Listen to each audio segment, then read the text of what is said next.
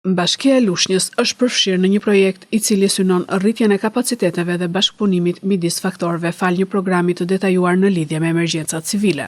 Në këtë projekt program që do të implementohet në vijim janë përcaktuar detyra konkrete për përballimin, por edhe parapritjen që mund t'i bëhen fatkeqësive natyrore dhe emergjencave civile.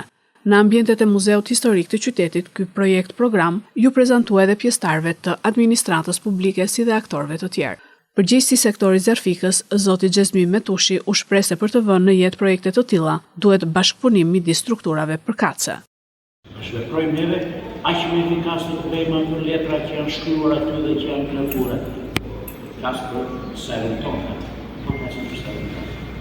Prandaj u vetë i që ashtu siç kemi bashkëpunim gjatë kësaj periudhe bashkë, të bashkëpunojmë edhe në akt që ti dalim balë situatave të vështirë.